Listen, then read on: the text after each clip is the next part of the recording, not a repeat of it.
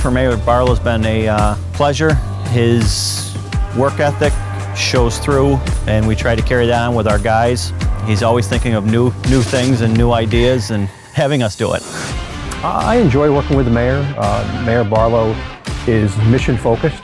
I like the fact that he is able to understand complex issues and the depth of those issues. I don't have to explain it to him. He gets it. He is probably the best leader I've seen. He wants to find out why I do what I do, why I tell him the things that I tell him, and he listens, and then he makes a decision. I really enjoy working for Mayor Barlow. Mayor Barlow is a hands-on mayor. He likes to be involved with everything that we do, and he does give us the opportunity to make the decisions on our own, but he likes to be involved. He doesn't like to take no for an answer, so if you're going to tell him no, you best better come with a really good argument as to why you're telling him no. He's a strong leader. We have a strong mayor form of government, and it's been about what do we need to accomplish, and we've been able to build capability from that.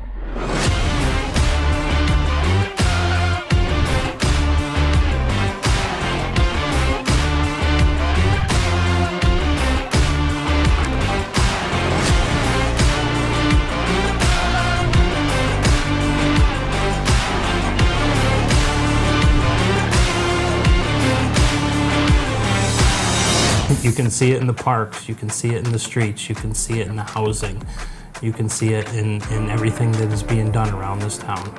You see the positive reaction from the public. You see a lot more people coming up and congratulating the guys or thanking them for the work they're doing, as well as the mayor. And it's an honor to be a part of that.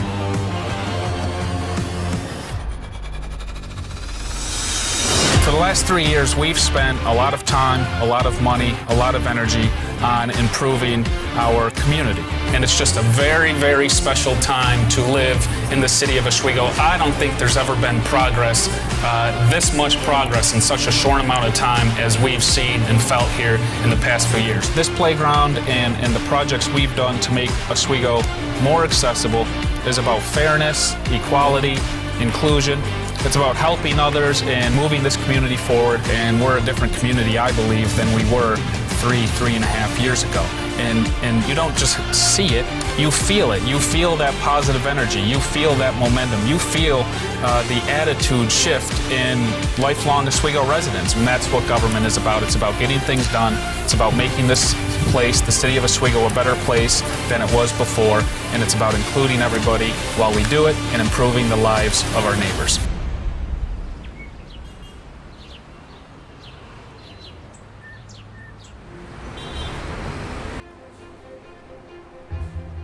Apollo, what did I tell you about sitting in my chair? I'm sorry, Mr. Mayor.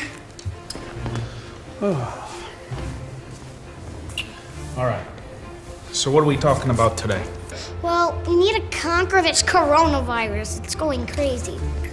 So, stay 6 feet apart, Yes. wash your hands frequently, and wear a mask. Yes.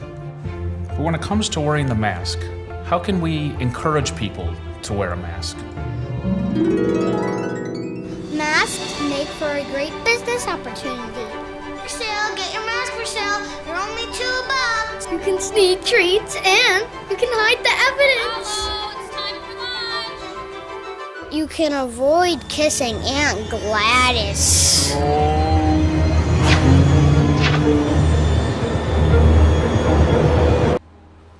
Yeah. Okay. Yeah. Great. Let's do this. Mask up, Mr. Mayor. Wear a mask, New York.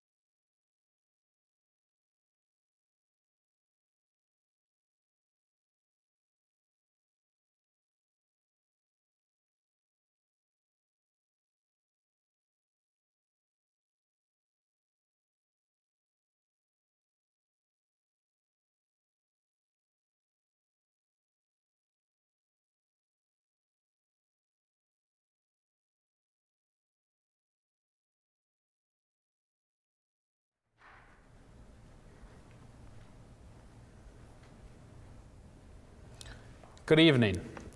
By law, every January, the mayor is required to produce a report to the public on the state of the city. Normally, this report is delivered during the Common Council meeting at City Hall. But due to the pandemic, we deviated from the regular format to ensure everybody's safety. I'd like to thank you for tuning in to listen and thank Oswego City School District Superintendent Dr. Mathis Calvin and the technology team at WBUC for allowing this address to be live streamed on their television station. It's been 6 years since we started this journey on a new beginning, and last January, as we kicked off our second term in office, we reflected on the undebatable accomplishments we've made together since 2016.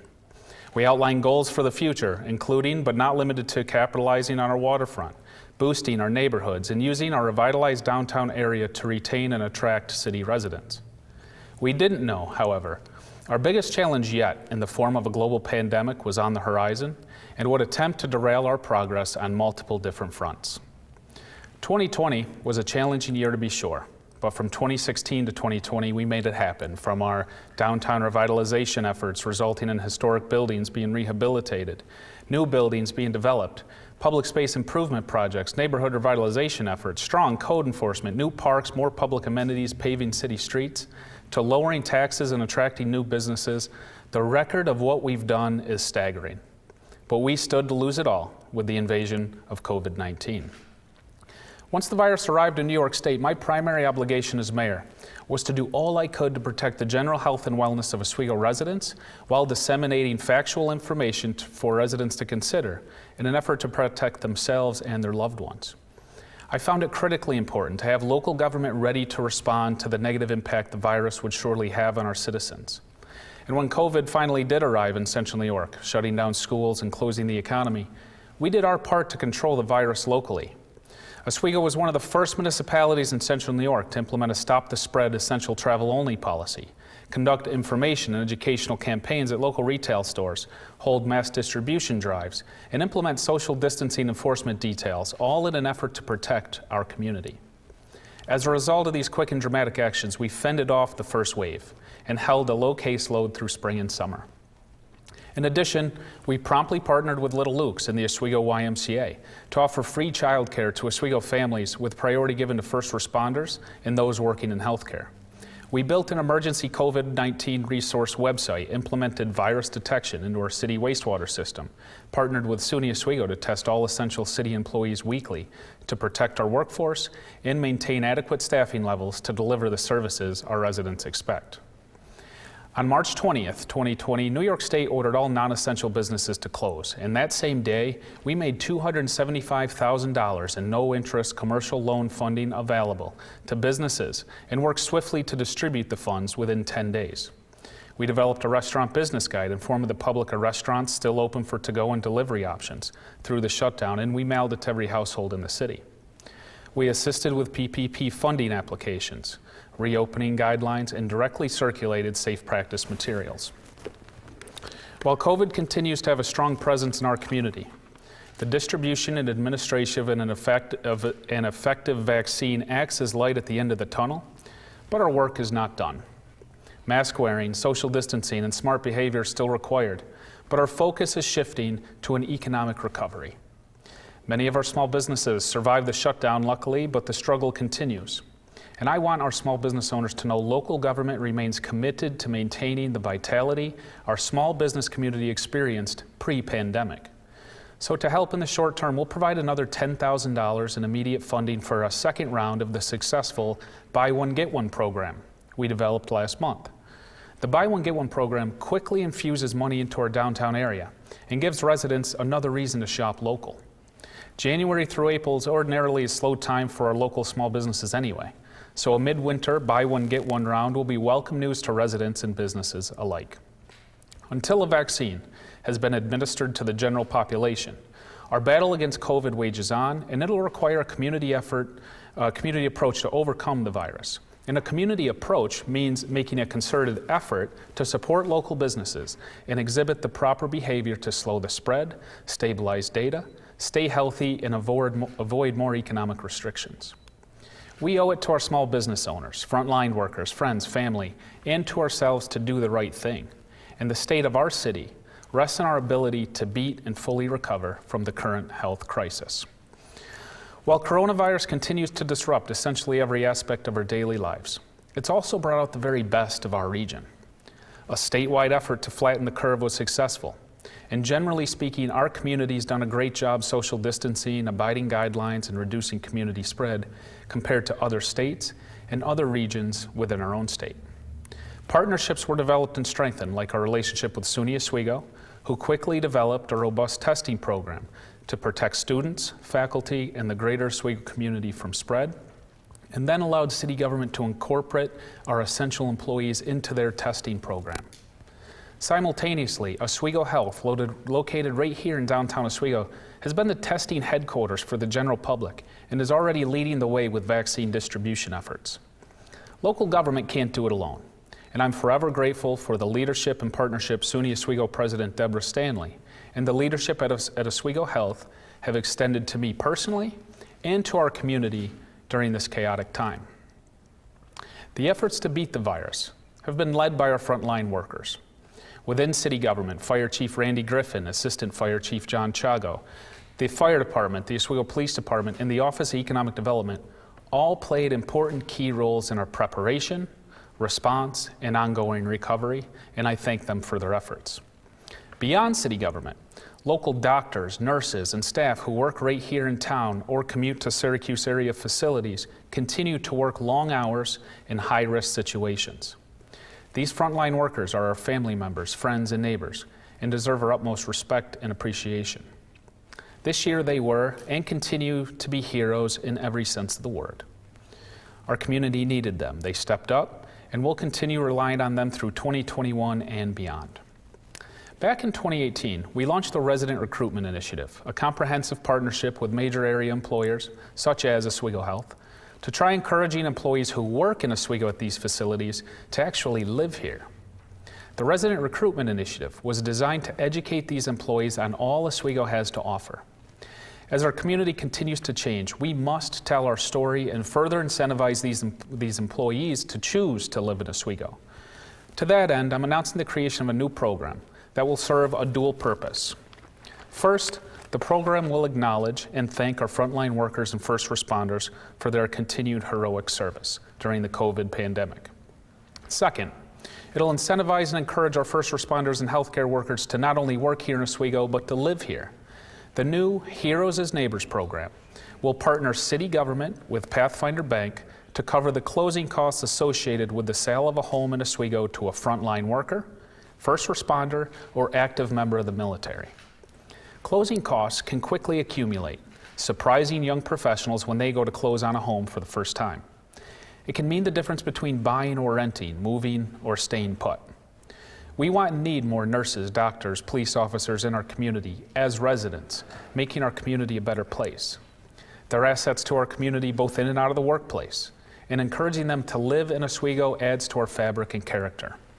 The Heroes as Neighbors program can be that extra nudge to potentially capture more young professionals and families to consider staying or moving here and serve as a gesture of appreciation for the work they do. And I thank Pathfinder Bank for partnering with us to administer this new program. The addition of more professionals and families will only add to the great progress being made in our neighborhoods. Our neighborhoods are improving, in part because of our aggressive code enforcement program, community-wide enhancements, and renewed confidence among citizens and homeowners. As individual homeowners beautify their homes, the city at large is becoming more desirable, and it all starts in our neighborhoods. Homeowners are investing in their property and taking pride in their community. And during last year's construction season alone, the city issued almost 600 building permits. And the majority of these permits were issued in residential neighborhoods because people feel comfortable and confident in investing in their property. We need to facilitate more investment, encourage more growth. And what better way to do that than to make it easier, more affordable to invest in your own property? The nature of pulling a building permit is a positive action. The activities requiring a building permit are activities we should encourage, like fixing a fence, repairing a facade, rebuilding a porch, or replacing a deck. The building permit fee was last adjusted over 15 years ago. So it's time to recalibrate these fees, and by recalibrate, I mean to adjust in a way that will further encourage the activity we so desire.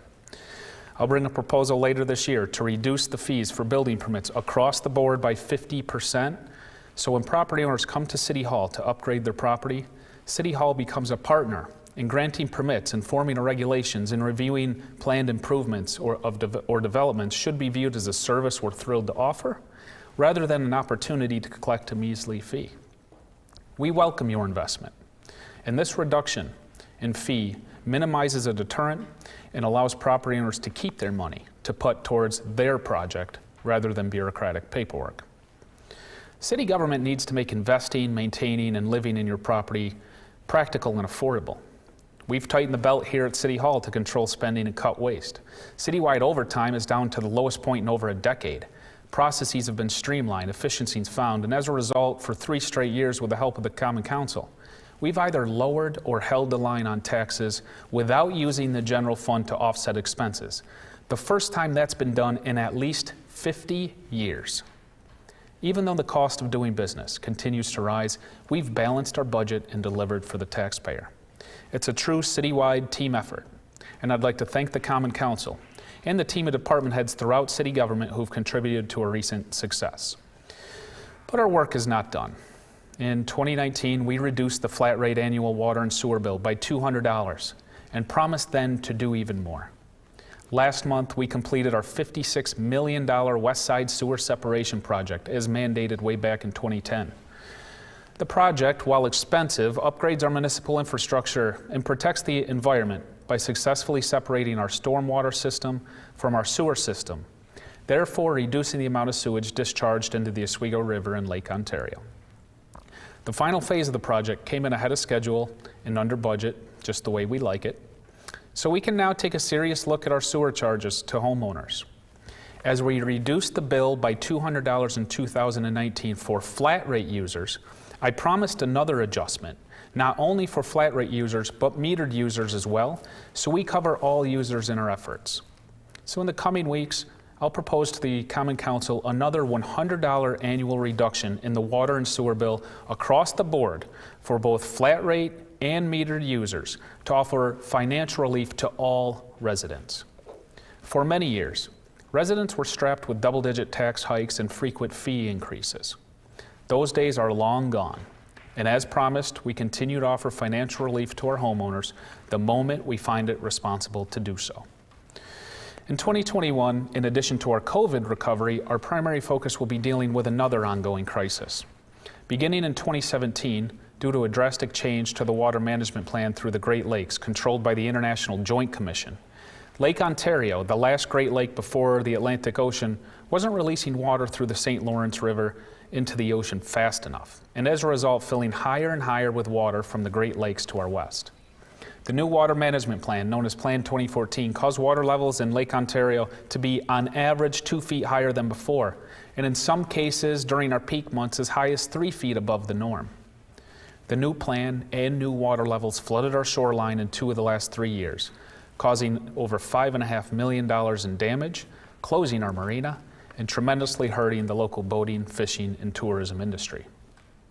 Quick action by Governor Cuomo and the New York State Legislature helped Oswego deal with the problems presented by the high water. In 2019, the Resiliency and Economic Development Initiative, known as READY, was created to aid municipalities along the lake with repairing damage. We quickly worked to capitalize on the opportunity and developed a plan to not only repair damage, but transform our waterfront into something special. Our plan called for repairs and articulated a vision allowing us to finally capitalize on our world-class waterfront. Luckily, the state endorsed our vision, and in November of 2019, we secured $12.6 million in READY funds to make our vision a reality. In addition, we secured $3.5 million in FEMA funding. So all told, our waterfront's in the midst of a $16 million transformation. And once complete, Oswego will be using the water as an economic tool and viable attraction like never before.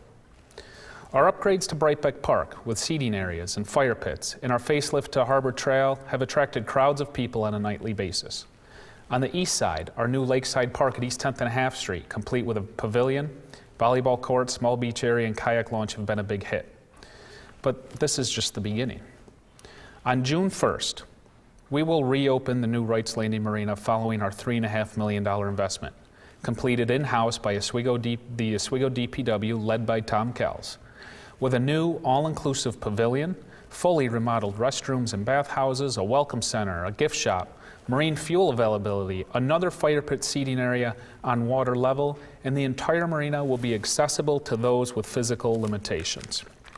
And remember that water plan that raised water levels, closed our marina, and caused millions of dollars in damage?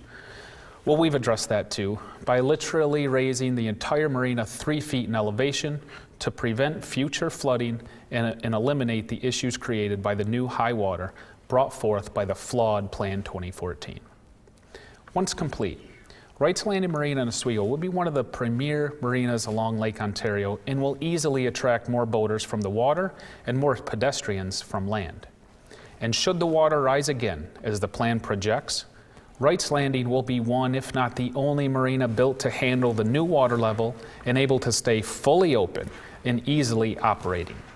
So while the closure of the marina last year was difficult and the construction certainly disruptive, the end product will be worth the trouble. And our boating, fishing, and tourism community, the ones who've suffered the most, stand the most to gain from our work.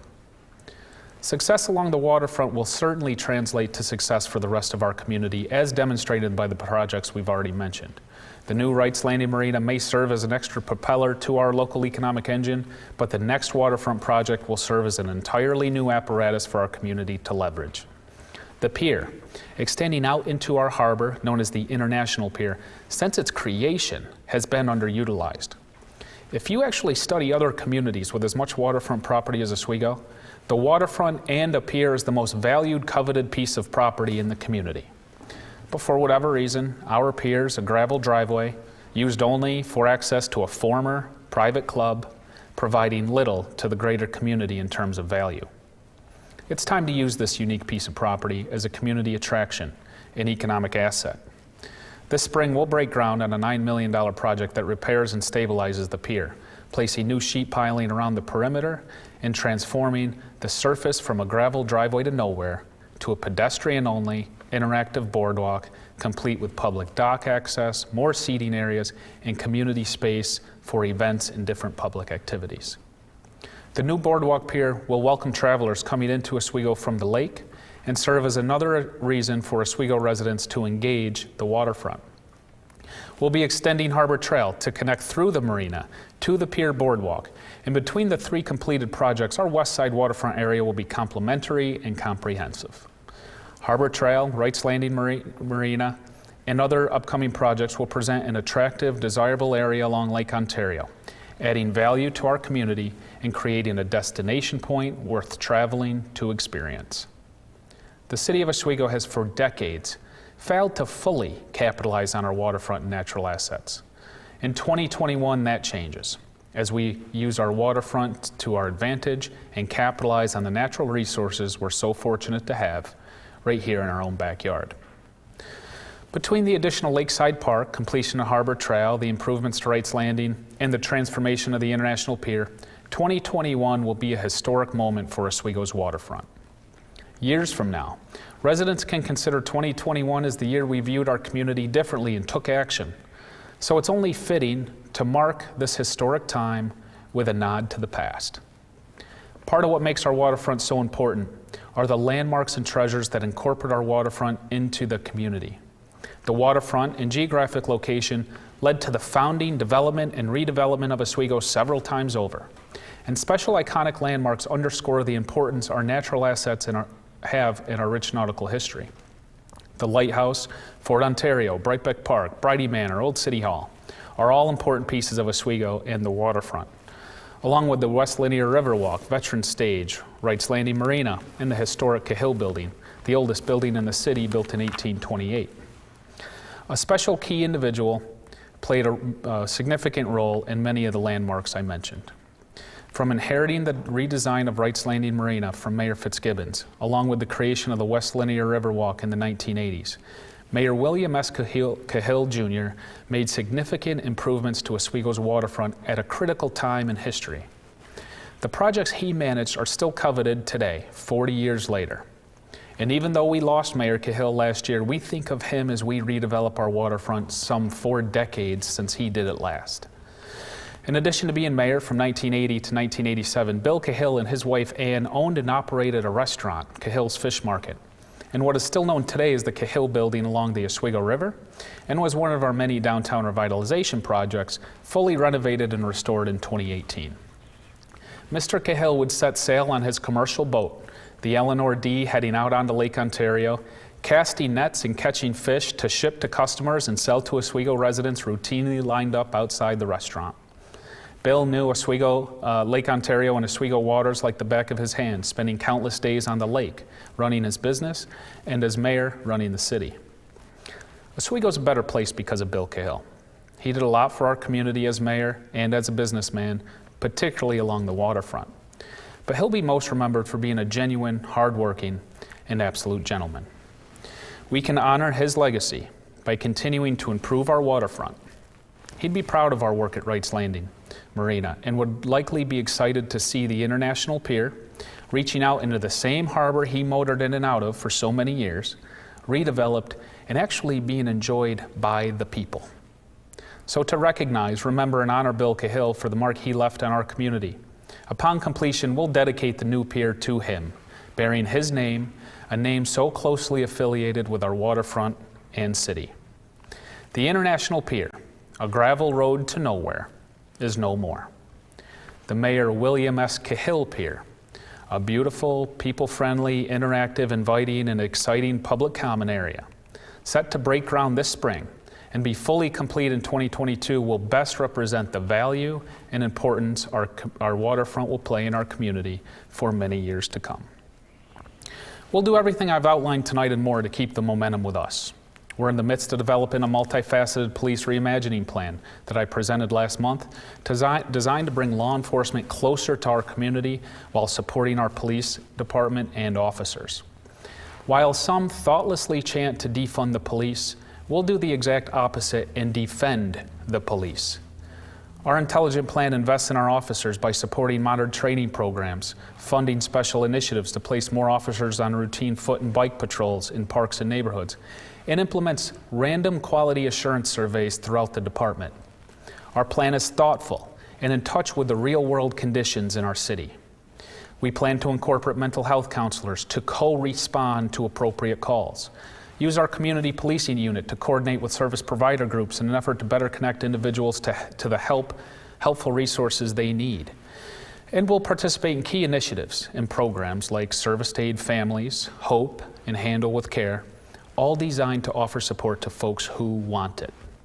But let me be clear, our new police plan does not mistake criminals for victims, and our police department's top priority is and will remain to protect the law-abiding citizens of Oswego by arresting criminals who break the law and responding to calls from Oswego residents in urgent need of assistance. We'll open the new splash pad water playground at Brightbeck Park, install a river dock along West Linear Park, refurbish the box lacrosse court at Fort Ontario, continue cutting costs, lowering taxes, improving municipal services. Today, we won a $250,000 grant from National Grid to bury power lines on Water Street. We'll keep cutting bureaucratic red tape, eliminating government obstacles, and making Oswego a desirable place to do business and a better place to live, work, and raise a family. Yes, this agenda in the midst of an ongoing pandemic is aggressive, and yes, it is optimistic. Yes, it'll be a challenge to pull off. But what else would you expect? This government, this administration, is about getting things done, not just talking about change or imagining what we could or should do. We get it done. We're competent, effective, results-oriented. Local government, more than any other level of government, needs to produce real, tangible results because it's closest to the people. So we need to make the most of the opportunity we have in front of us. Anything less would be an injustice. So we'll do this because it's what it takes to keep moving this community forward, enriching the lives of our residents, and helping our neighbors. After all, that is what government and public service should be about. Last Wednesday, as rioters stormed the Capitol building in Washington, I was glued to the footage. The images on the screen shook my soul and should serve as a wake-up call to elected officials at all levels and to the public. And I hope to never see anything like that again in my life. No person who considers themselves an American can support what took place on January 6th? Since when do elected officials work to divide people? Since when is it okay to have such deep-rooted anger and hostility towards folks who may disagree with your politics or personal views? And how is that even helpful? America's greatest strength comes in the ability provided to us through the Constitution, brilliantly constructed by our founding fathers to think differently, to disagree, encounter gridlock, embrace diversity, and continue to function, to flourish, and still remain the United States of America, one nation under God. Extreme difficulties come with being a democratic republic. Our founding fathers intentionally constructed our government system to be complicated, and complicated it is. But when it functions, and people respect each other, tolerate different views, consider others, and want what's best for the collective, anything's possible. Look at Oswego, and look at what we've done in a short amount of time. Mayor and council working together, Republican and Democrat, public and private, East and West, old and young. Look at what can happen when government functions and people work together. So while the federal government seeks to find its way in the coming weeks, let Oswego serve as an example of the good that comes when the main objective is to improve your community and better the lives of those around you. Following Mayor Cahill's passing, his son Billy told a story about his dad. Mayor Cahill was speaking to a class of students in school when one student raised his hand and asked what Mayor Cahill thought his greatest accomplishment was as mayor. Now, Mayor Cahill had several considerable accomplishments, many of which would have made for a more exciting answer. Instead, he told a story about a young family, a mom, a dad, a young baby in danger. The family came to Mayor Cahill's office out of desperation, looking for assistance with this very serious matter. As mayor, Bill Cahill didn't have the ability to directly help the family, and he could have easily said, "Sorry, wish I could help, but there's nothing I can do." But instead, he called in a favor to then New York State Governor Hugh Carey, who promptly assisted the family. And at the end of telling the story, Mayor Cahill grew emotional. And then a different classmate raised his hand and asked, "Do you believe it's the job of a mayor to get so personally involved in a private family matter?" The mayor pointed his finger, raised his voice a bit, and said, "Son, when you have the chance and the ability to help someone in life, you help that person. Do you understand me? When you can help somebody, you help them. That is what we do. That's what public servants, government officials, friends, family, and neighbors are supposed to do." Mayor Bill Cahill epitomized the Oswego spirit, and his words still ring true in Oswego City Hall today and every day, serving as the beacon of this city administration. And during every famous Oswego sunset, we really should ask ourselves two fundamental questions. First, how did we improve our community today? And second, who did you help? Not in 2016, not last year, not yesterday, but today. It is our obligation, our most basic responsibility as leaders, as parents, as community members, to do all we can with the short time we have on this earth to make a positive impact and improve the lives of those around us. There's more happening in this community than has happened in decades. We are doing things today that other people have talked about doing for 40 and 50 years. And despite whatever is working against us, we just need to keep moving forward. This city has limitless potential, and we are unlocking more of it at every moment. All we have to do is work together, be positive, be confident, believe in ourselves, lift each other up, and work hard to improve our city each and every day. That's exactly what we're going to do in 2021, and is precisely the reason why the state of our city is strong. Thank you for tuning in this evening. Please continue to wear a mask, and may God bless you.